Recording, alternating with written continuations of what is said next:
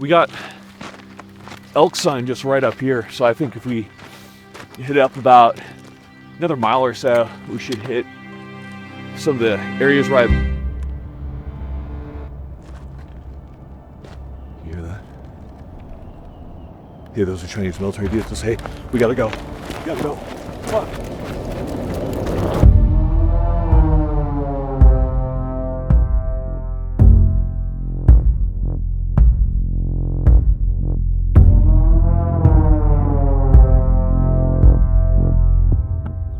There have been plenty of cases throughout history, whether it be in war or civil war, where individuals might not be active participants. You might need to take care of your family. You might have ailing family members that cause you to have to not participate, to not fight, and yet time and time again, people have found themselves, civilians have found themselves at the horrors of war, whether it be war, civil war, because quite frankly, war touches everybody. In today's video, we're going to be talking about a situation in which you're not an active combatant, but you find yourself in a situation where you need to get away from potentially hostile forces. Now, there are a lot of considerations to take into account when we're talking about a scenario such as this one. But before we get into it, let's talk about bona fides. Why should you listen to me? Who am I? My name is Michael Jones. I was a SEER specialist, a survival, evasion, resistance, and escape specialist for the United States Air Force for 6 years, at which point I transitioned over to being a TACP within the United States Air Force. I have a lot of time training, teaching, not just military and special operations, but many other civilian and governmental personnel. Hopefully with some of the knowledge that we're imparting onto you, we can ensure that should you ever be in a situation like the ones we're talking about today, that you can get away, that you can get back to your family and continue doing what you need to do to survive a potentially very horrific event. Now, what's going to be important and what we've always done in the military is we've always set the scenario. This is important because the scenario is going to determine how we're going to approach an event. So for today's scenario, we are looking at a fictional war occurring in the United States. At first started by an invasion of China, which then devolved into an ultimate civil war between governmental, civilian, and Chinese forces. As you can see from the scenario, we have a very volatile situation. In our case, we are simply trying to take care of a family. We're out hunting with our father's old hunting rifle. We are not combatants. We are merely trying to ensure that our family doesn't starve to death. When enemy forces, Chinese forces, end up patrolling this very road right here. This brings up a couple of good situations that we need to talk about. Let's discuss your considerations as an evader. There's a couple things we need to consider when we're evading. So first off, let's define what evasion is. Evasion is typically a term that is used for military members. It determines when a member is no longer able to action upon his mission upon which he is, or whatever task he's being assigned to, and he is also cut off from friendly forces. Now, evasion for a civilian is going to come to the fact of us being cut off from home, being cut off of good routes of travel, as well as, obviously, we're under a possible hostile threat. One thing that we need to consider here is going to be, how do these enemy forces treat people that they capture? This is very much so going to determine our posture as an evader. So for example, if we're dealing with forces that very much so adhere to the law of armed conflict, in which they are only doing bad things to people who are actually, attacking them or providing war upon them, then, well, we're probably going to be okay for the most part. But often war devolves into something a little bit more gray area, where there's a possibility of torture, of confinement for an extended period of time. And being who we are, we cannot leave our family for an extended period of time. We need to be with them, so we need to get away from these forces. It should also be noted that some forces will take evasion as an act of guilt, and they will pursue you with the intention of killing you. There are a lot of considerations, and we can't particularly tell you guys what you're going to run into. Just be aware that the war itself, the people who you are fighting, are all going to determine those factors, which are going to determine whether or not you should actually evade. And man, if you're just dealing with some type of U.S. governmental force, like a police force, where they're just going to catch you, talk to you for a few hours and release you, and there's no big deal, hey, you probably don't need to evade. But we're talking about worst case situations. Guys, you never know when something bad's going to happen. We've said it before and we'll say it again. If you're not fit, you're going to die. And what we mean by that is, If your body is a weak point in a survival situation, in a combat situation, that will be the end of you. You will not be able to sprint between corners. You will not be able to lift your wounded buddy, your wounded kid, your wounded wife. This stuff matters. We're not just saying it as a joke. We're very serious when we say if you're not fit, you're going to die. We've kind of wanted to shift things for a long time, and so we're shifting them. From now on, we're going to be just putting out ads for things we truly believe in. And one thing that we really believe in is fitness. We're going to be offering combat and survival fitness programs through the very guy that trains me. Why does this matter? Because I was a skinny little twink when I started this. And through his help, I've gotten ridiculously buff and ripped, and that was freaking cool. Not only that, but I'm also a really good, what we'd call combat athlete, because I'm able to, at the demands of whatever my body needs, meet them. This stuff matters, guys. We have many different programs from you, from home gym to a straight up big gym that you go to. Whatever you need, we can fit it into your lifestyle. And beyond that, for the next 72 hours, if you buy into a program, you're gonna get a free meal nutrition plan from the man himself, Tom. Who's Tom? Tom's the guy who trains me. And on top of that, this guy has trained world-renowned bodybuilders, world-renowned athletes. This guy knows what he's doing. He makes people into champions. So you can trust him. The combat fitness program is going to be getting constantly updated. We have tons of cool things coming. And in about a week and a half, we're going to be starting a fitness challenge. The winner will be winning some cool ass swag, not just from me, but from multiple companies.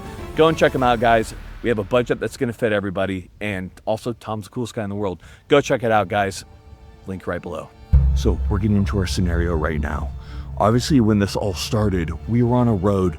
We were simply going out to hunt some elk, get some food for our family, but now we find ourselves in a much more dangerous scenario. The rifle that we have right here is just a surplus military rifle. Sure, it can kill if we need it to, but realistically, fighting an entire squad of trained men when I'm just a hunter, a man providing for my family, probably not something I'm gonna do. But we're in a very bad situation right here. We have that road just down there, maybe 200 meters, and we know that they're approaching from both directions. This is a worst case scenario. These men, once they capture us, are going to torture us. They're going to hold us indefinitely, possibly kill should they find any bad information on us. So we need to get away. So the first thing that we're going to talk about is going to be our initial movement. The question is, what is an initial movement? So everything's going to be scenario driven. So what I mean by that is if these forces are like 50 meters away, I'm probably gonna have to hide as best as I can, but we have a little bit of distance. So what we can do right here is we can just get the hell out of this area. So we're gonna put as much time, distance, and terrain between us and these potential attackers. So if you look off over there, we have a lot of terrain around us, a lot of hills, a lot of mountains. This is good information. What's going to make the difference between being a really good evader and a bad evader is using your head. Be the smarter bear. So looking out here, what I see, if you want to look with me right over here, is I have a lot of good terrain. However, I don't have a whole lot of cover. At the look off to the right, I see a lot more tree cover. And one way we can tell for tree cover how far up a hill it goes is as you look up, you should see a steady slope of those trees rising away from you. This lets me know that the trees are likely continuing well into and over the hill. If I look over here, we can see that those trees kind of peter off. It's going to be a much more open area. This is not going to be something that I'm wanting to go for. So first thing we're going to do is we're initial move. What are we doing? Running until we can't run, walk until we can't walk, and then crawl into a little hide site and then figure out what we're going to do. So they're not quite here yet. Let's get going.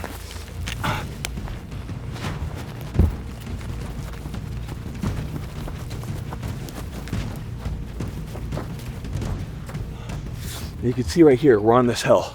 So when we're traveling on hills, we want to try to stay to the military crest. What the military crest is going to be about 2/3 to 1/3 up a hill, depending on which direction enemy forces are on. The reason for that is if I'm at the top, I'm going to silhouette myself. Bad deal. You don't want to silhouette yourself. Easy way to get spotted. Keep that background something that you can blend into. Okay, let's keep going.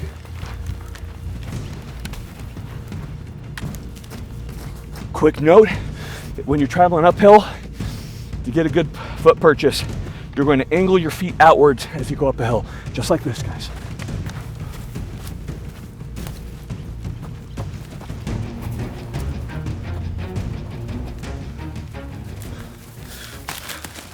Okay, we put a couple hills between us and the attackers, but I still got gas in the tank because you know what? I'm a fit guy. Hit the gym. So the crappier the terrain, the better for us, because having been in the military, I can tell you guys, as a young man, I don't want to go through bad terrain. By making the terrain more difficult for our pursuers, we're going to make it more difficult for them to get through, because quite frankly, as a young military guy, I just don't want to. So take a look at how thick and dense all this vegetation is. Go ahead and take a look right there. Not fun. All right, let's get into it.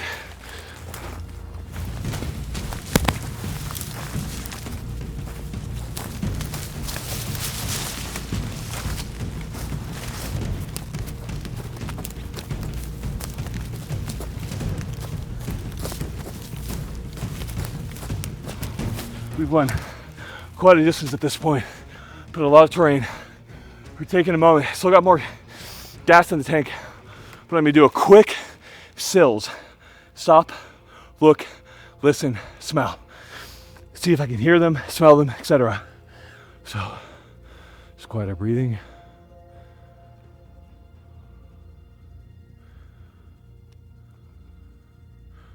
I can barely hear the vehicles. Let's continue.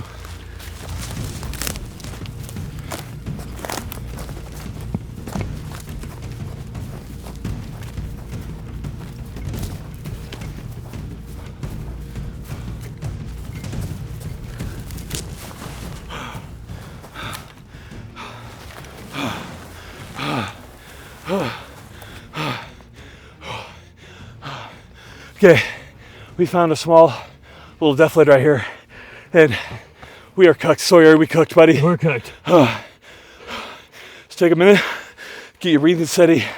Let's take stock of what we got going on right here, and we'll talk about it. The question that we often get is, why? Why survive?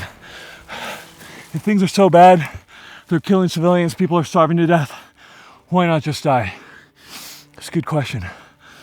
It comes down to the will to survive. How badly do you want it? The difference between life and death for many people in survival situations in war has been their strong will to survive. That can come from many different ways. In the military, we were taught love of country. I love my country. I want my country to succeed. I believe in America. Then I will do everything in my power to make sure that I can get back to friendly forces. Or it could be your religion. For your God, you will make it home so you can continue to worship and praise Him. Or maybe for most, it's family. I'm going to get home. I want to see my wife. I want to see my daughter. I want to see my son, my grandparents, my friends. I want to get home to them, because not only do I miss them, but beyond that, they need me. They need me to get food. They need me to take care of them. And without me, I don't know what's going to happen to them. Even if this is tough and I am pushing myself to the absolute breaking point, I'm going to get home for them. That's what's going to be my will to survive. I will get home. Remember, it's all in the head. So we've taken a quick break right here, and we need to take stock of our situation. This area isn't great. Take a look above us. That's what a lot of people tend to forget is air. Whether it be aircraft, or especially nowadays, whether it be drones. What looks nice and secluded from the ground, from the air, they're just going to see no problem. That comes to shadows as well. You might not look like much shadow-wise from the ground, but from the air, they might see your big, long shadow in the grass. These are things to consider. So first thing we need to find is our initial hide site. This one is not going to do it. Not only do I need the deflate and the protection around me, I need that aerial protection. Let's find a better site.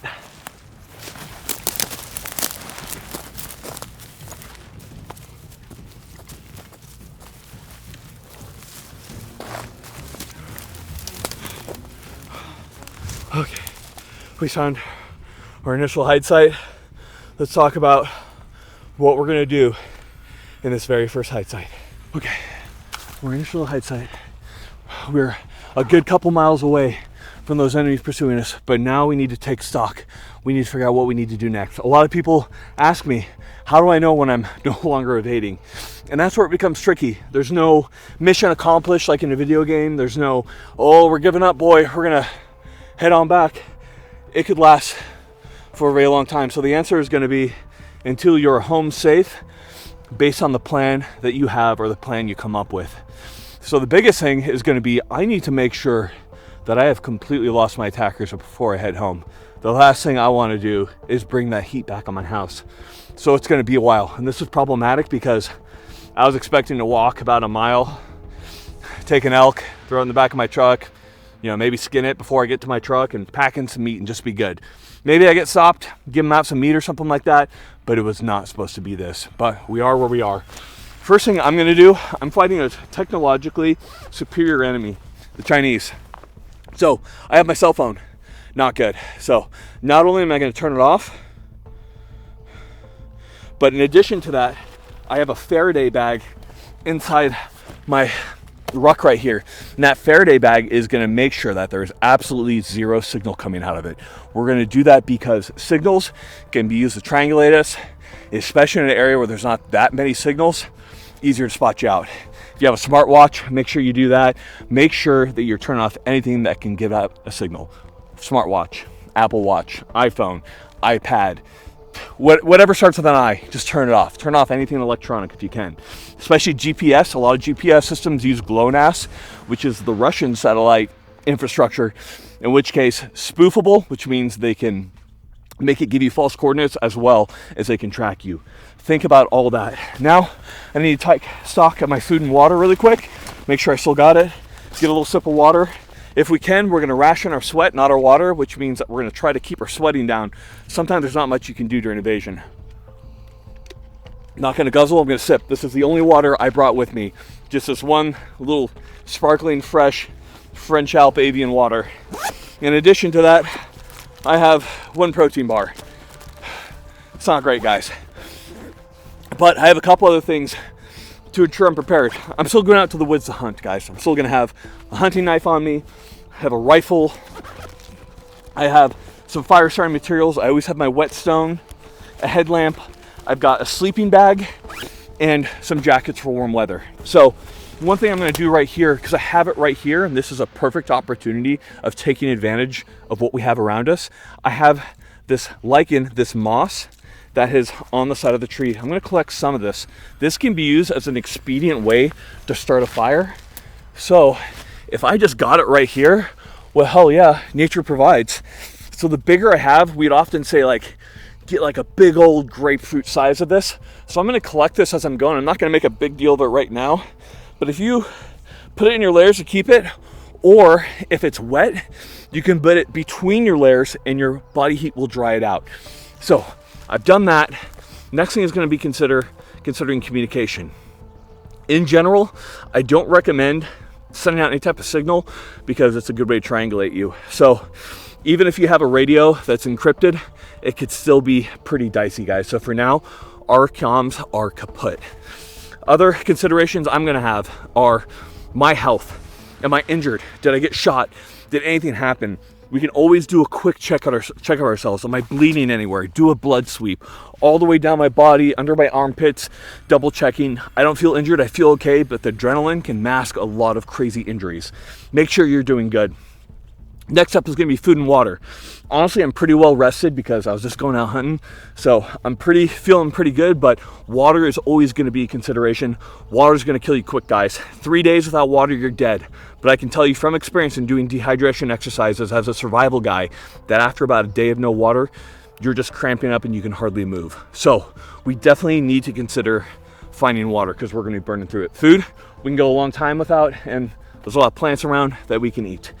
So we've kind of taken an initial stock of things. I've got an advanced military force, maybe a couple miles away.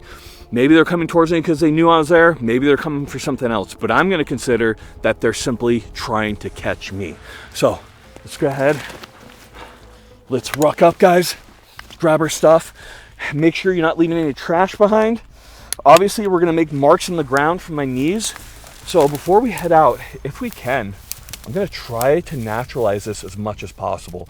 Wood's gonna get broken from animals and yourself, but as much as possible, make it harder for a tracker to track you. A little bit of counter tracking here. So we've done some quick stuff. We took a quick stock. We're not hanging out at this hide site. We're gonna go into what's called evasion movement. This is gonna be movement meant to conceal ourselves. The best way I can describe it is move like you're hunting. Move like you're hunting the scariest animal you can think of. You're hunting a mountain lion, mountain cat. How are you gonna move? You're gonna be looking around. You're gonna be listening. And you're gonna be walking quietly. If you haven't walked in the woods much, you're gonna make a lot of noise. The more you walk in the woods, the quieter you get. So get out there, boys. Take your kids on a walk. Take your girl on a walk. See who can walk quietest. Hint, it's probably not your 200-pound ass. All right, we're gonna do some evasion movement.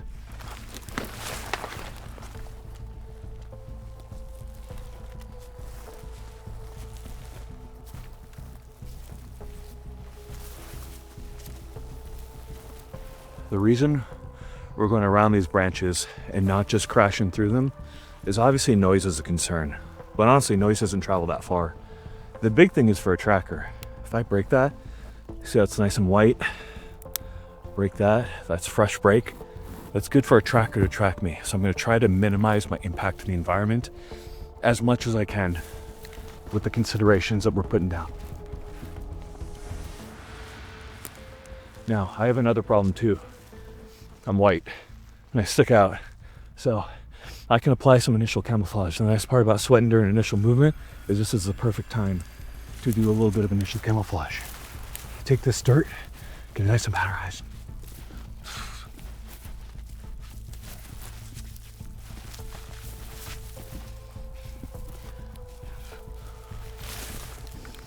Doesn't need to be perfect, but just a little bit helps. Every time I step, I'm making a footprint. So we can do some things to mitigate that. See all these tall bushes right here? If I step amongst them, and if they're fairly green and springy, I can actually mask my prints very well. So we're gonna do that so you can see what that's gonna look like. Sound, obviously, I get it, it's gonna make more sound. But you know what travels much further than sound? Light, being seen. So coming through this, making sound, not nearly as big of a consideration as getting yourself in the open.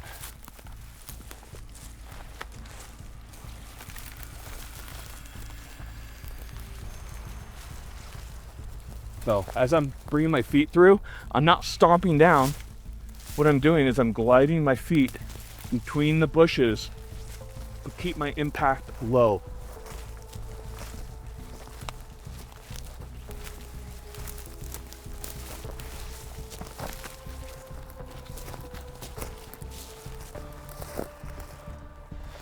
This right here is a little bit of micro terrain.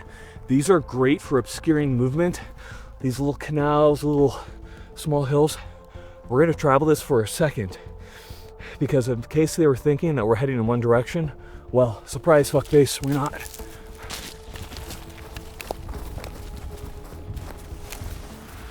Okay, so we've done our evasion movement for a teeny bit. We did some off-axis movement right here. Get a little bit more dust on me here. So I need to survey, where am I at? Where do I need to go? How do I get home? How do I end this nightmare? Let's look out that direction right there, guys. So if I look out that direction, we got a lot of good cover, a lot of trees. And beyond that, I've been hunting these hills since I was a kid. I know this area. That familiarity with your terrain, use it to your advantage. The Vietnamese, the Afghanis, the Taliban, they've all used that to really devastating effect against an advanced military. So once we find this next hide site, we're gonna camo up a little bit better, but for now, let's keep moving. So our plan right now is we're gonna be heading west before we hook down south, back towards our home once we've traveled several days. Okay, let's keep evasion moving. Right here, going down a hill, side hill, place your feet to the side and you can alternate your hips back and forth. Looks pretty good.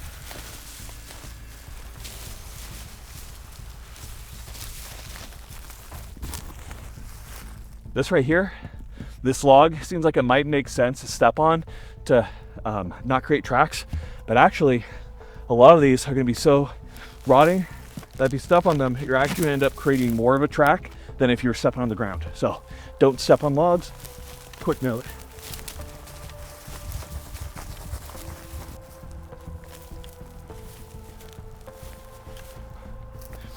I did a full couple months of a tracking course, and as a tracker, I would hate having to track somebody through these bushes. That means I'm going that direction. If there's a tracker, I want to make him hate his life.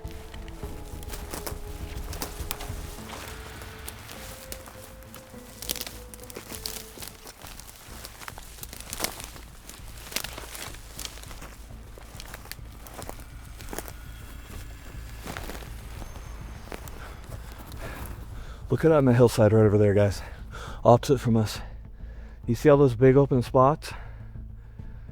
Now, if they were to avoid those spots and go through the trees, they're going to make a lot more noise.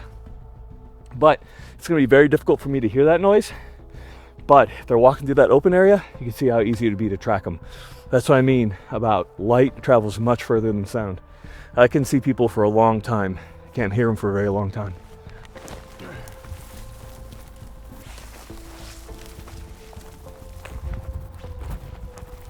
Okay, I found a nice little height site right here. I'm gonna take my pass off. I'm gonna crawl into it. Well, as you can see, my cover around is very good. I'm on the side of a hill. I'm in the middle of a forest right here, and I have really good top cover. This is my chance to look at my height site, to think about what my next steps are. Maybe I've been traveling for a full day, maybe I need to rest, or maybe I'm just so exhausted I need to take a break. So we're gonna take stock of our situation right here and do what we need to. In a height site, things we need to think about are going to be our equipment, our pack, our clothing, our watches, our GPS, our compass, our rifle, and then we of course need to think about ourselves, making sure that we're hydrated, making sure if I see any plants or bugs that I can eat, that I take care of that. So let's see, we got any good bugs here? Oftentimes, if you just lift up a rock, you're gonna find some good stuff. Feel like a little caveman right now. Didn't see anything too good right here. We have some good plants that we can try out right here, but honestly, I'm feeling pretty good at the moment. So we're simply going to take this moment to take a look at our map and figure out where we need to go. So with our map, we're simply going to be orientating ourselves. That means figuring out our location and then from there heading out. Now, there's a lot of things to talk about with a map. My biggest point with a map is that you should not have marks on them, or marks that aren't easily gotten rid of. So in the past, what I've done in the military is we'll take our maps and we'll laminate them, and then we'll use dry erase markers or map markers on them. That way, those marks can be wiped off and they don't leave behind a residue like a pencil would on a map, if should you mark the map directly. And the reason we want to do that is should we be captured, they're going to look through our maps immediately, any of that so-called sensitive information. If we have a little dot that says home, well, you can guess where they're going. So we want to make sure that we're not either screwing our family and our friends, our militia group, our military that we're with.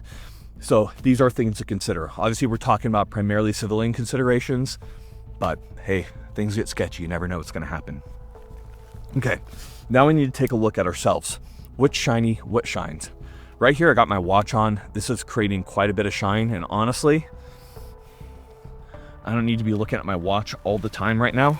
So I'm actually going to take that, I'm going to tuck that away for a rainy day, get that out of the way. Make sure that I have my other watch on. You can see with this watch right here, I already have a piece of duct tape over it. Now, this is actually a compass, and what's really cool is that how you look at the dial is actually through this viewing window right here. This is one of two compasses that I carry. This isn't me being a wazoo survival guy. This is me just understanding the fact that without a compass, I am pretty useless. There are other ways to navigate, but I always recommend a compass. When I was going to selection to become a TAC-P within the Air Force Special Warfare community, I was doing night navigation, no light, no nothing. You have to do it like you're in combat. And I walked straight off like a 10-foot little cliff here, and I fell right onto my compass and I shattered that thing. That sucked because part of passing that course is getting to a very specific point that a compass is needed to. But despite that, I was able to use the stars to navigate, and I was able to still hit my point. This is merely illustrating that although equipment is really important, what's much more important is going to be your skills as an individual. Equipment's never going to make up for any shortcomings you have in skill, so make sure that you're doing that.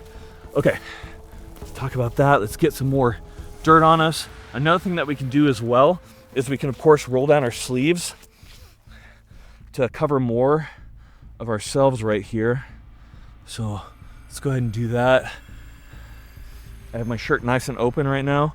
I can actually close that up as well. Use your clothing to your advantage. Sometimes people will take scraps of clothes and they'll create headbands and stuff. That's also an option. But in this case, I'm simply gonna touch up my camo. My camo is just simply dirt and doing as much as I can there. In addition to that, my pack's already a nice kind of even tone, but a little bit of dirt is gonna add some nice texture and make it that much more difficult to spot that. Now, one final thing that we can do before we head out is we can add some natural vegetation to our pack in order to blend in. Now, the thing that we've always said when it comes to camouflaging and something like that is gonna be less is more. So I see people who make themselves into like a walking bush, like their helmets are covered in vegetation, big old. You don't want that. You want a little bit. You're trying to obscure yourself. But honestly, if they're close enough where they can tell that you have a pack with a bunch of branches in it, well, they're too close for the camouflage you have on. So don't worry too much. But we can camouflage a bit to make ourselves a little bit more difficult to get our eyes on. Now, when you're creating camouflage, when you're using these branches, some things are to consider is that the orientation of these branches is going to matter. And what I mean by that is on many leaves, there's going to be a darker green side, and then you're going to have a lighter side that's opposite. It's different for every plant. But when it's on your pack, you want to make sure that that side that's meant to not be facing the sun is not facing the sun. You don't want to make yourself conspicuous. Another point is going to be you don't want to grab all of your camouflage from one area. So I don't want to strip this tree down to the nubs, camouflage in my pack, because when a tracker comes by and sees this stripped down to the nubs, they're going to be like, well, clearly a man has been by here. So as we move, we'll continue to camouflage. Take a few more little guys right here. I'll start adding to this. Let's do a little bit of moving here. Now, naturally, a lot of these trees have these brown needles, but a good thing to consider too is that once you pull live branches from a tree, they're going to begin to wilt and die. So you want to make sure that you're changing your camouflage enough to where if it's beginning to wilt, that you have it changed beforehand. So we added just a little bit. We're not going too ham crazy. You can also add this to a hat or to a boonie, which we'll do in a little bit, but we kind of want to just do that initial bit. So we talked about that. Let's get back into our evasion movement and let's talk about more evasion movement techniques, and then we'll get into some very advanced counter-tracking techniques. Okay, let's go. Better to have it and not need it than need it and not have it.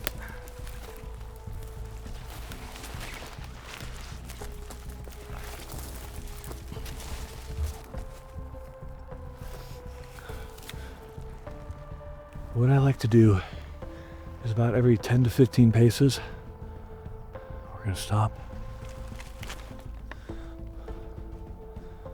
look, listen, smell. The reason we stop is it can be hard to hear what's going on around you. We're looking for any signs of movement, drones, aircraft. We're listening. You hear all the birds? It's a good sign. Oftentimes animals will shut up when something they don't understand is by them or a predator. Both are good to know about. And we're smelling. What am I smelling for? People. People smell different. If they eat food different from you, like a Chinese soldier would, they're gonna smell different. Somebody who is of the Muslim faith, of the Eastern European, they're all gonna smell different. I'm smelling for that, the body odor, campfires, food. The Viet Cong often said that Americans smell like salt. Probably a little too much salt in our diet. I can't even hear the vehicles. I'm feeling pretty good. Let's keep going. But I'm always gonna consider that I'm being watched.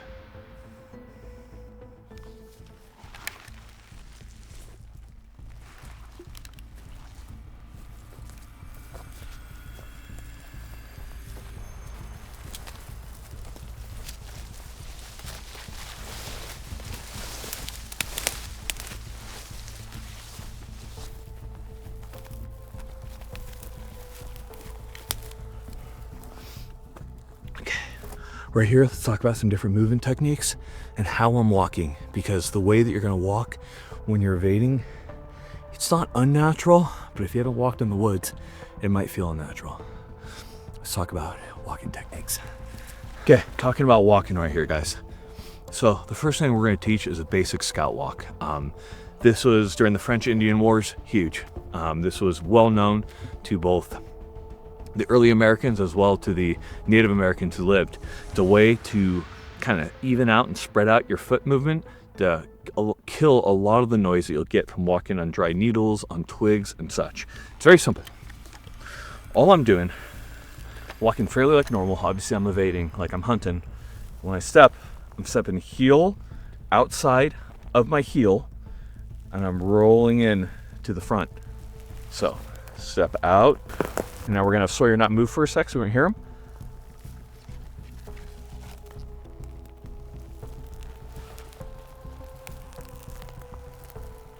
Now, that might sound loud because we're being super quiet right now, but doing that, somebody's over 100 meters away, it's gonna be very difficult to hear them. I've taught students this, and when I've tried to hunt them as a survival instructor in the military, I haven't been able to catch them. And that's saying something because I am a trained tracker.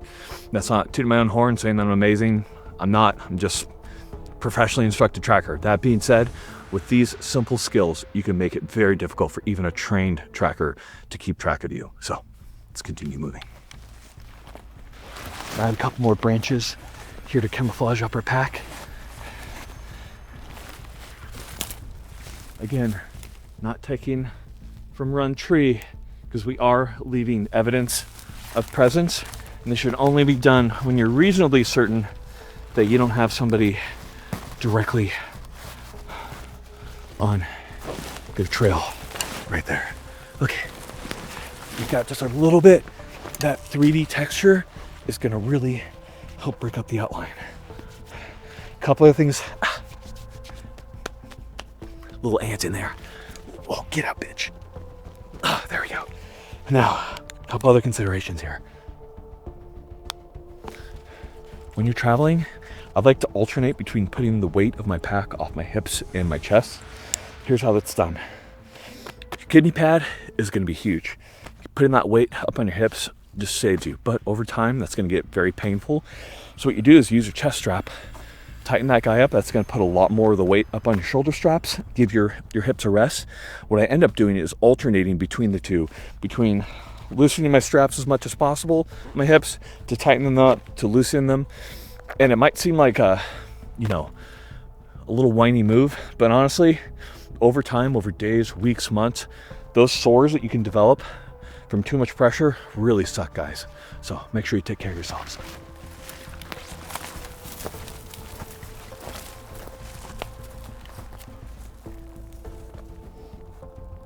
Here's where it gets dangerous, guys. Got a lot of open environment up here, and I don't have a whole lot of places to go. So we're gonna have to crawl.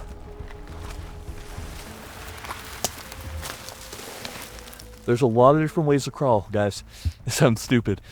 I'm like teaching you to walk and crawl, but it matters. So first way, we're gonna have our pack on our back. We can also drag our pack, and there's a couple different ways to hold your rifle. What I tend to do is I grab up by the front sling, and then I'll use that to keep the action up on my arm and the muzzle out of the dirt. You can take your rifle and hold it sideways, but that often creates a very wide trail and can hit a lot of plants, and those plants, if they hit and they're tall enough, could telegraph where you're moving. So I much prefer the drag.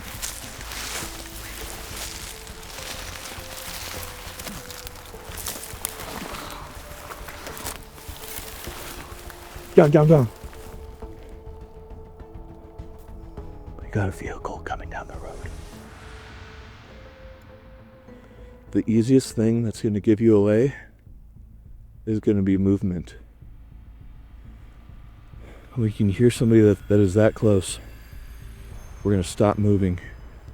If I can, I'm going to tuck in my exposed skin. We're going to wait for it to pass. I've waited for hours, days even, doing this because this is during exercise, of course, but I had a patrol make a camp not 40 meters from where I was, so I had to wait them out for days. Sucked. Sitting by a big old bear dropping with flies going off the droppings to my face, but I did not move. People have done way worse. Promise you can. Let's wait for them to pass. Okay. Well, we know they're traveling down these roads and through the forest here, and they're patrolling through it, so let's keep up that good evasion posture. Let's keep getting out of here.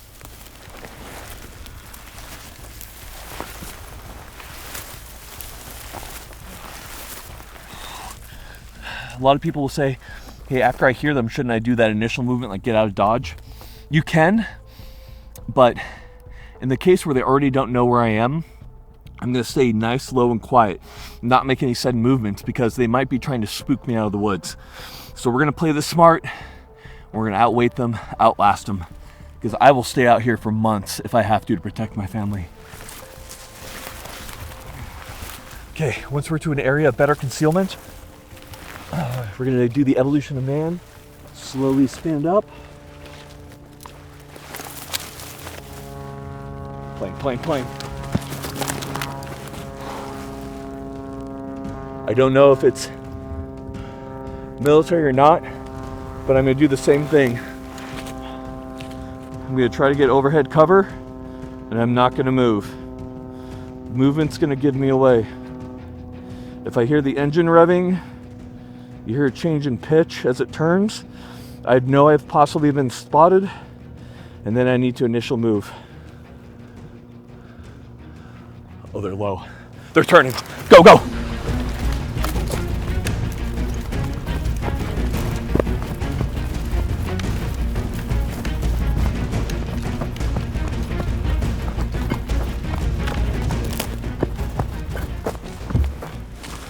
So we just had an enemy patrol spot us. That means we're immediately gonna get the hell out of there. We need to break contact again. So we're gonna do what we did in the first place. We're gonna sprint so we can't sprint, run so we can't run, and we're finding hindsight. Because once they have our location pinpointed, they're gonna send a trained enemy force. And even if they don't have a tracker, here's how they're gonna handle it. This was us off that initial spot. They're gonna mark that spot. Enemy forces, once they get here, create a line to go through there to track where my tracks are coming from. Once they've picked up my tracks, let's say it was at that last found point, they're gonna do concentric circles going out until they re-pick up my trail. So there you go, they got me. They found my trail right there. They're gonna follow that trail. Once they lose it, they're gonna do those circles so they re-pick it back up. Boom, they got me. That's how they're doing it. It takes time. However, if they're persistent, they will eventually pick up with you, which is why we need to keep moving.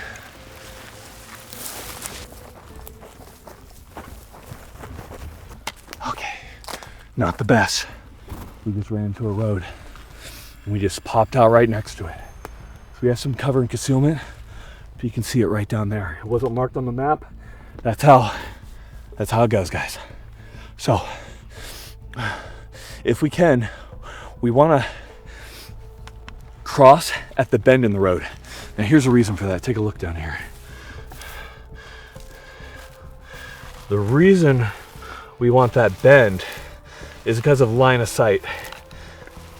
If I were to cross right here, I can be seen from miles this direction, miles this direction. Now at the turn, there's only about, depending on the width of the turn, those 50 to 100 meters that they have to be on that turn in order to see me as I come across. Or the turns like that, same thing. So if possible, we'll do that. Not always an option, but just so you're aware. And the closer we get to a road, the more dangerous it is, because it's going to be what we call a line of communication. Not just military, but people might be passing through it. Why are people scary? Well, you know what? Maybe these people out here have accepted the new Chinese overlords, and they're like, you know what? I love being a bugman. I can't wait to, salute the old red and gold stars or whatever. So we're going to make sure we're careful. Trust no one. The only person who's coming is yourself. We're simply going to scrum across it. We're going to observe it for a sec. Okay, let's go.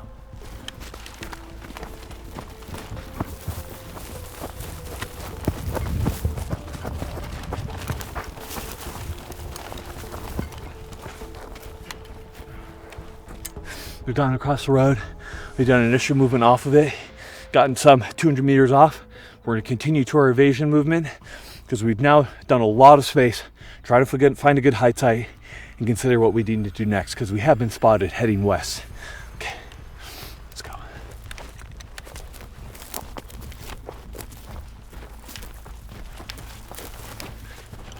You might be asking, rifle, am I prepared to shoot these guys? Well, hell yeah, I am. But what happens if I shoot one? Let's say there's a patrol, I pop 2 guys. What does that let the enemy know? 1, I'm armed. 2, where I was. 3, my possible capabilities. And then 4, they know what rifle to look for. That's a problem. So I'm holding on to the rifle right now simply because I have no intention of engaging, but I need this for my family to hunt food. That's the only rifle we have. The consideration you might have is stowing it. I know these woods really well. I might take this guy buried under a tree that I know really well and come back to get it at a later time, because it might be the case that this is 1, slowing me down.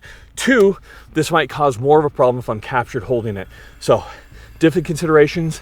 That's 100% going to be up to you guys based on your scenario. For now, we're holding on to this piece of beautiful Swiss finery. You know, remember this stuff right here? You know what we call this, don't you? Because it's hanging from the trees and everything. We call it witch's hair. The witches fly through the trees and they leave it there. It's a little known fact.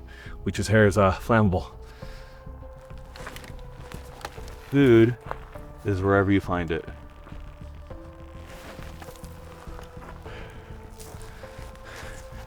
Here you go, buddy. So, got this little lizard right here. That's gonna be good eating right there. I'm not gonna eat this guy because, well, he looks pretty cool, and quite frankly, I don't need the food right now. But this would be good to eat. Understand with these animals, parasites, you're gonna get them from them. If you can cook them, do. Otherwise, what I usually do is pull off the head to make sure they're dead. That way they're not crawling down, clawing down my throat, or bite their head really hard. You got that little guy right there. If you gotten this far in the video, comment, sleep tight, Mr. Lizard. Sleep tight, Mr. Lizard. Look at his evasion. What a good evader. Wow. Great camouflage. So this is pretty nice right here. This is a seasonal stream. You can see it's obviously dried up. Well, you'd think mostly dried up. However, there is still water that can be gained from this. Now, we do want to be careful going for any type of water source, because if we're going for it, other people are likely going for it. But the best place to find water if you're to dig down, first thing I'm gonna look for is very obvious signs of moisture. So I feel this rock is actually wet. So in addition to that, a lot of this moss is still wet. What I can do is we can dig down at the bend, at the outside bend, in rivers, and you want to go about 12 inches down, about a foot, and you can start to get water that's going to form in. Now, as you can see, we are making a mess, we are making noise, but understand that these seasonal beds are still good to find water, and what's nice is that they're going to be less frequented compared to a stream that is actually running. So, quick notes for you guys, but we're going to keep moving because our life's on the line. Right here, we're going to start moving from cover to cover. So what I mean by that is there's going to be little patches of open ground as you're moving. We're going to go from one tree to the next tree to a bush. We're trying to limit that line of sight to us whenever we're taking a moment to stop. And you don't want to go too far, especially if you have a buddy with you, to make sure that they can still see you, and you're going to be going one at a time. But let's go and see what that looks like just on our own.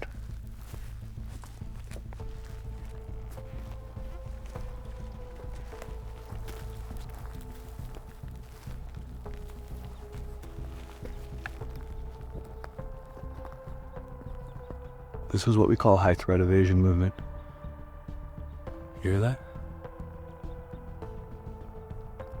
You hear that? For real? No? Little motor, far off, little deep, repetitive sounds.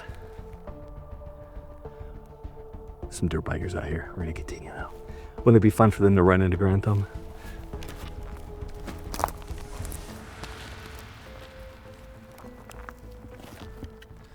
Rest in peace.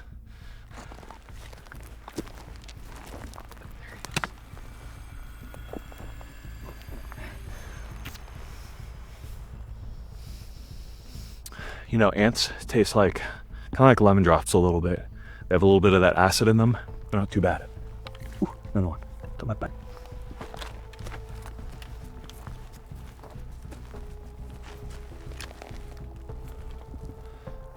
Every time we're stopping, what are we doing? Stop, look, listen, smell. Good job. Hear birds. It's good right now. Whenever I'm stopping, one thing I'm looking at too, is there any small things I can eat on the way? Eating small insects, plants that you know are edible, are all good things to do as you're stopping.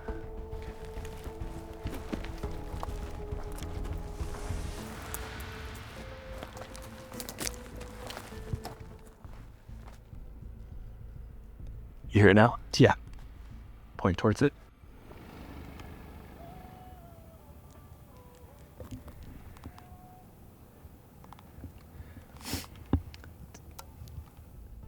You hear how easy it is to hear those vehicles?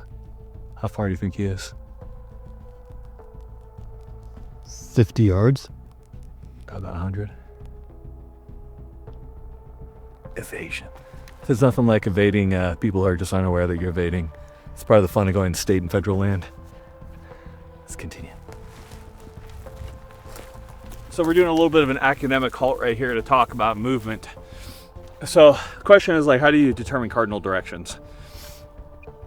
The best way to do it, in my opinion, is obviously with a compass. Having two with you are going to be really, really nice to have and make your life a whole lot easier. What I generally recommend is a lymphatic compass. These are the ones I was issued in the military, and I trust them quite a bit. They are very tough, but they have a lot of features. So this keeps your dial locked down. That way it's not bouncing as much. This one's a little old. Then once you release that, that's going to release that magnet so that dial can spin freely. Now, obviously, there is a difference between magnetic north and true north. Magnetic north isn't quite north. True north is, of course, north on a map, but the world is curved and the actual magnetic point on the earth is moving. So understand, depending where you're on the earth, this could be more or less. Very famously, TACPs used to go through training in Florida where there's no magnetic declination to true north. And then when they came up to Washington for survival, they were very confused at the negative 17 degrees for declination. So understand that with navigation. This isn't a video about navigation, but it's something that you should be aware of. Now, what's really nice about this is when I'm traveling, I don't want to be sucked into my compass being like, okay, I know that to get home, I need to go east, so that's a bearing 090. But like I'm just walking like this with my compass. That's not the way you do it. What you're going to do is you're going to pick the furthest point you can that's identifiable. You're going to shoot your line over to there, and then you're going to navigate to that point. So if you want to come up right next to me, guys, and if we take a look out here, we can see that we have this nice little valley right here, and dead ahead of me you can see the road that cuts across. And again, this is really good information for being the smarter bear. I can see, as an experienced woodsman, as an experienced survivalist, or just somebody who's lived in the US, that when I look at that hillside, I can very clearly see that a road was cut into it. This is going to be a good essay for me. But that's going to be one way I can track my route of travel. I know when I hit that road that I'm pretty close to my point. And my point's going to be that top of that little hill just in the middle. So that hill has the 2 trees on either side of it. We have 1 tree dead center. That's going to be my point. That's about a solid 400 meters.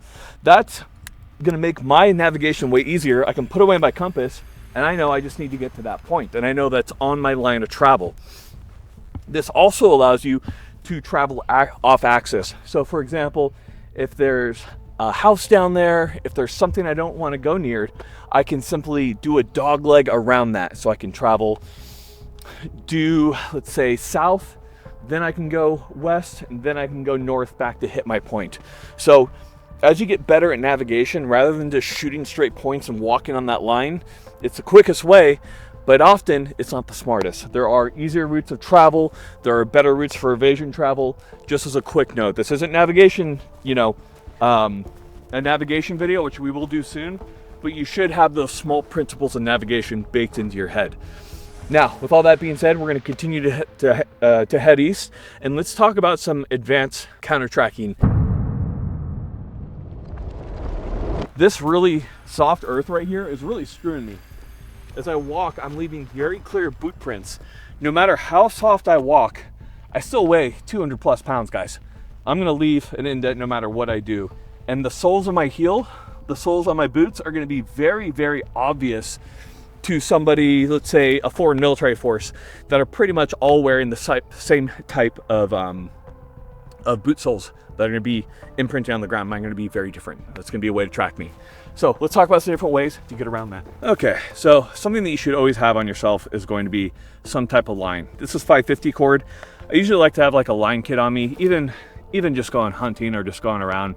A line kit's going to be 550. You're going to gut it, which means you're going to pull out that inner paracord. And you do that so it ties a tighter knot. Now, this 550 can be used for a whole lot of things. I like to do about 12 feet for it. So if you're 6 feet tall, this is going to be 2 of those guys right there. That's going to be 12 feet of line right here. So what we're going to do is we're going to try to obscure the type of prints that we're making. So we're going to create some very primitive boots here using this right here. So all I'm going to do is put this right here, match it up as best I can, and then this isn't going to last forever, guys, but it's going to be better than not having anything. So I'm going to tie just a little slip loop right here. The Rhodesians, the Native Americans, early Americans, everybody has done something similar to this at some point.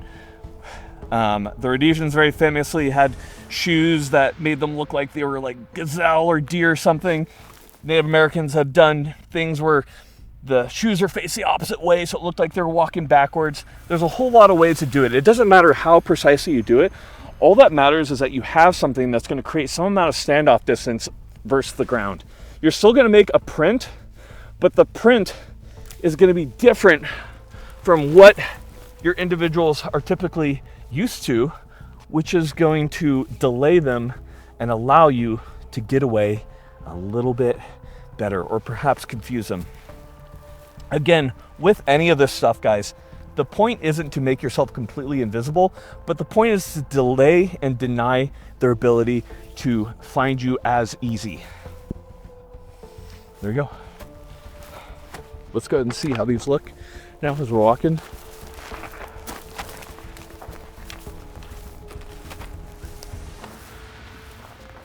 So as you can see, this makes a much different boot print from what we had before. So it's not 100%, but this is gonna help make it a little bit more difficult. Guys, we don't wanna spend too much time on this. We wanna try to conserve energy, and we don't wanna spend too much time in one place if at all possible. So simple, expedient measures like this work wonders. Let's continue. Now guys, after we've been moving with this for a little bit, the whole point isn't we're gonna have these on the entire time.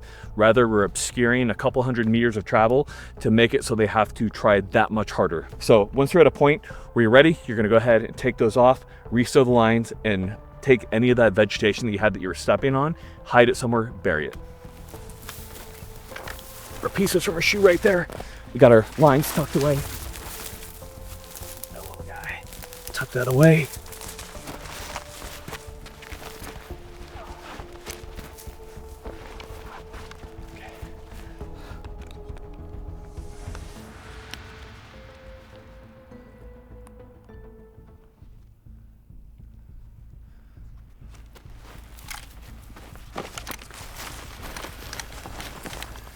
All right guys, we got a problem. The problem is that we didn't have a lot of water and we're starting to run a little bit low on water.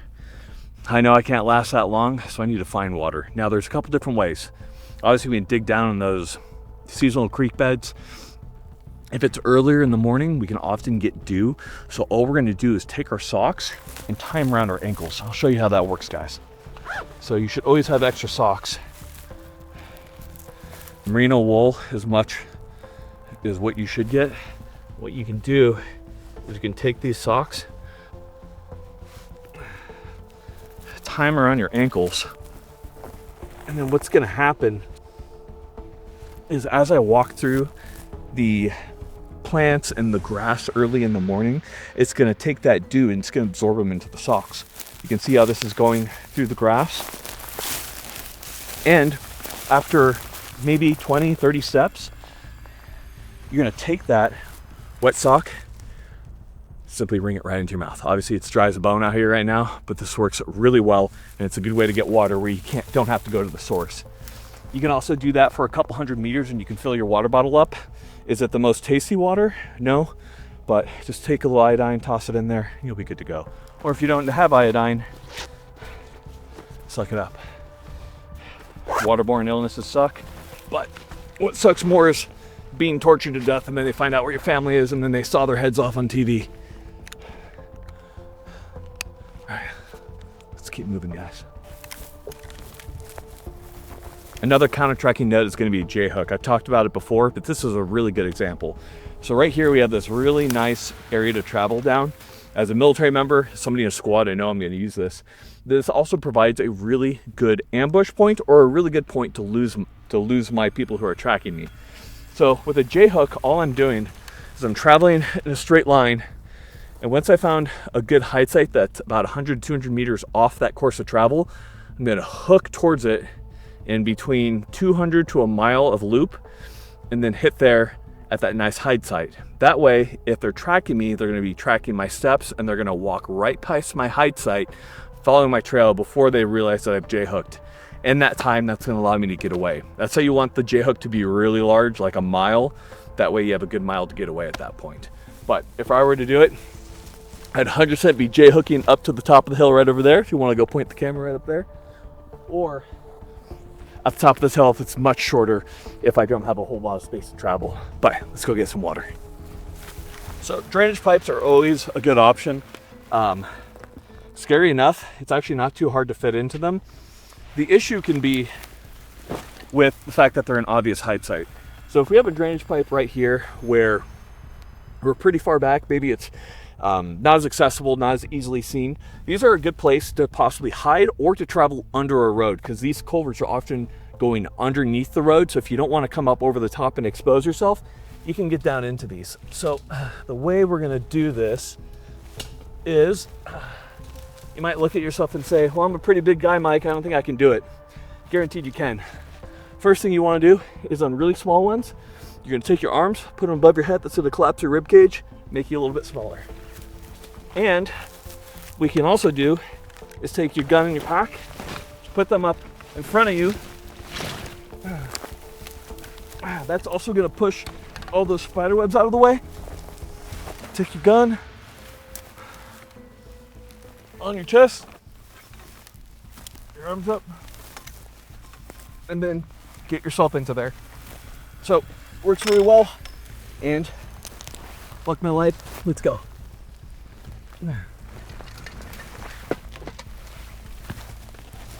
One last note about going through drain pipes and stuff, man-made, possibly people find you. Two, if you go in, there's only two ways out. The way you went, you came, the way you're going. I've made the mistake of going into one time, and then a patrol kind of just chilled right there, so I was stuck in a drain pipe for 8 hours. I'm claustrophobic.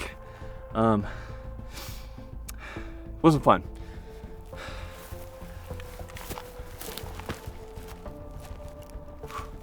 These guys are ready for me, dude. They're not having it.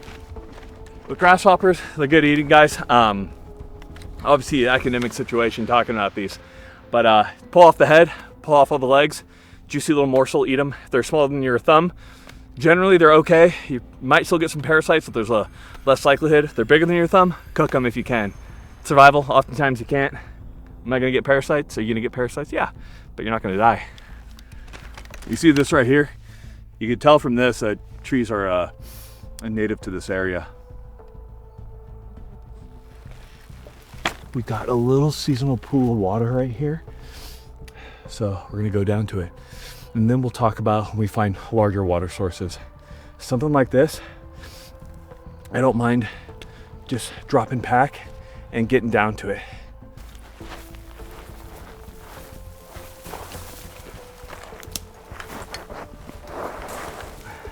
So something like this small pool right here, it's stagnant.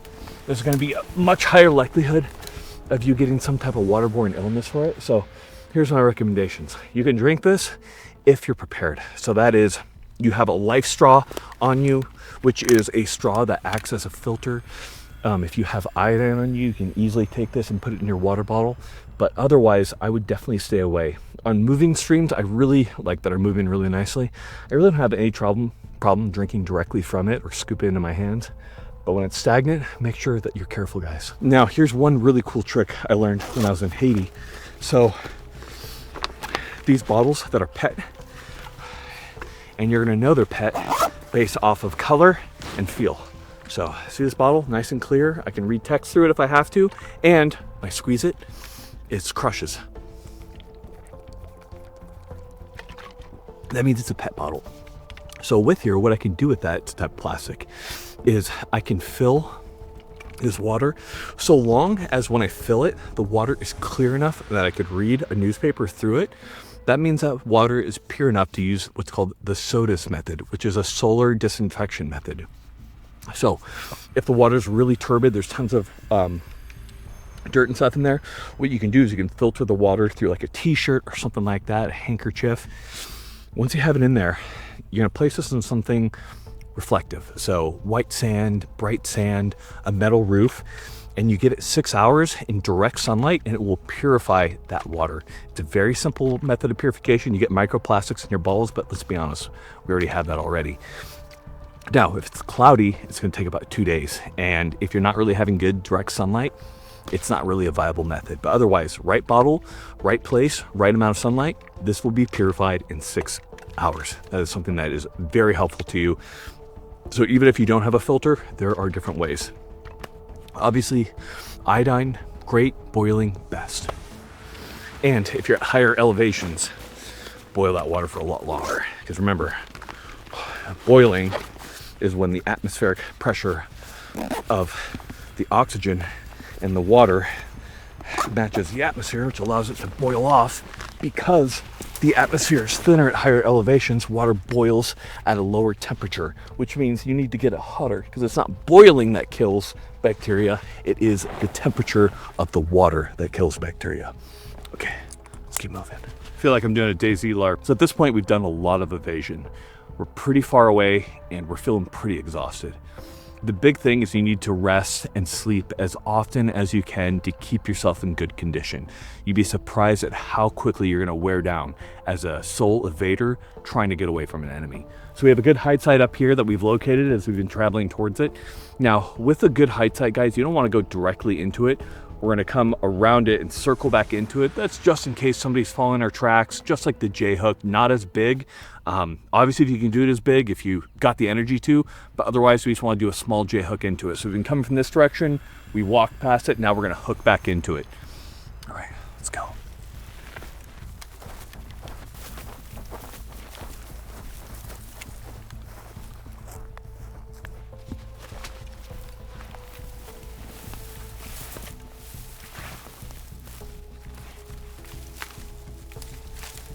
Now guys, there's a couple things I want to look for here. I want to make sure I'm not sleeping on an ant pile if at all possible. You don't want to get bit up by ants or insects. It's going to happen to some extent no matter what, you're in nature. But make sure you're not like in the den of some very dangerous animal. Obviously this is probably a bed down site for deer or something along those lines. But we're in a good height site. I'm going to end up crawling all the way up into there. You don't want to freeze to death. Having a sleeping bag is important. The biggest thing with sleeping and doing anything like that is make sure that you have the ability to get out quickly. On the sleeping bag that we have, it has Velcro on the side. That way I can just bust out of it quickly, throw it in my pack and get going if I really have to. If you have more than one person, you're gonna have to sleep in shifts. That is what I found works best, about 2-hour shifts on and off. Sleep for 2 hours. I understand you don't get your REM sleep, but you don't wanna get, rolled up by the enemy. So if you don't have anybody, well, then you're just going to have to sleep. Now, the question I've heard often is, what if I snore? Or what if I roll around when I sleep? Understandable. This is why getting as secluded as possible with your height site is important. There's some things that we can't stop. Some people just snore. Some people just roll around. The further we are, the better. Like we talked about, sound's a big deal. However, not as big deal as light. So when we're looking for something, we want to make sure it's secluded, far away from any type of anything, roads, water, anything like that. We want to make sure that it's small, that it's not something big and obvious.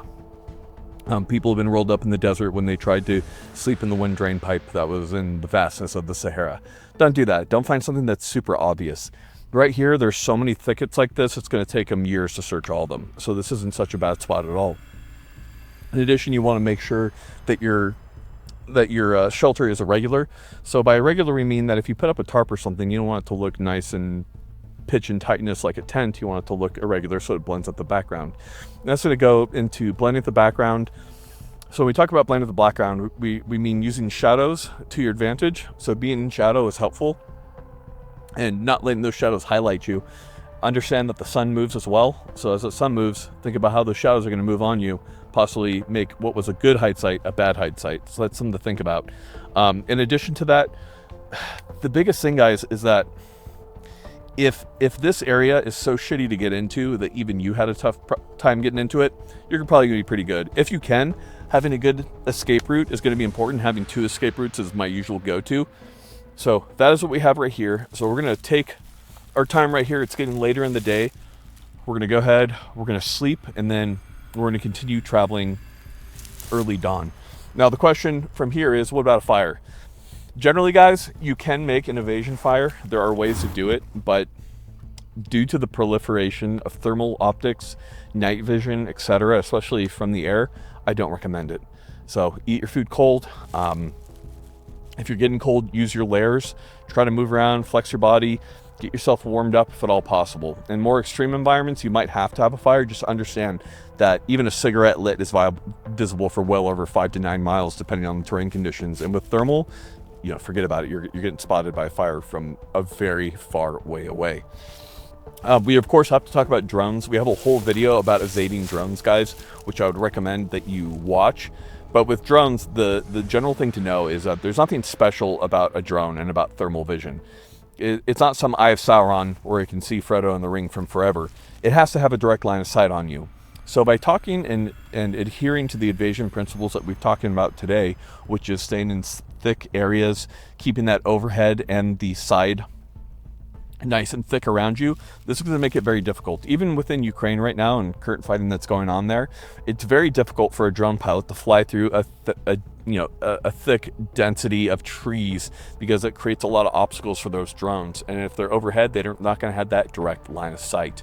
So there's a lot to talk about there. Drones have definitely changed the game, but understand that you still have to be within range of the enemy, and there's still considerations for weather. Whether it's a bad storm, rain, this makes it very difficult for drones to operate. Use all these things to your advantage, guys. There's no end all be all. You might still die, but we're going to stack the odds as much as we can in our favor, just like in the Hunger Games. Isn't that right, Sawyer? Yeah, that sounds about right. So we're sleeping now. We're going to go ahead and wind down, but here's some final considerations for you guys. Evasion's not over until you feel like you've truly lost the enemy. Due to ISR, which is whether it be satellites, aircraft, it can be very hard to know when you fully lost the enemy.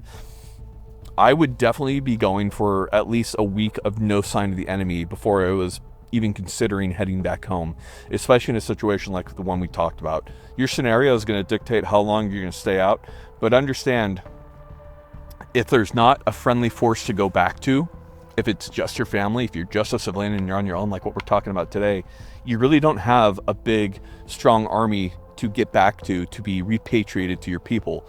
Rather, it's just you and your family, and there's not really much, and you got to do everything to keep them safe. That means you're going to be suffering for a little bit longer, but it's definitely going to be worth it to make sure that you're keeping them safe. Guys, the thing about survival is that this is a primer. When I used to teach survival to military members, they have over a month of survival training, and even then we considered them just trained, but they're good. Just understand that, like, when I went through as an instructor, we're talking years of training, and I still don't know much. There's still a lot I don't know. I used to go to primitive survival events to learn a lot more, because this is something that takes a lifelong of learning. And I understand it's a lot. It's unfair to ask of you to be able to have this knowledge when you rather just want to be living your life. But the best thing we can say is that an ounce of preparation will mean everything when it comes down to it. And it can mean the difference between getting home to your family and the difference between dying. So please take some time to practice this. This is something that you can practice with your family. You can bring your kids out, you can bring your wife out, your girlfriend, have a good time, teach them some of these things that you've learned here. But the biggest thing is get in tune with nature.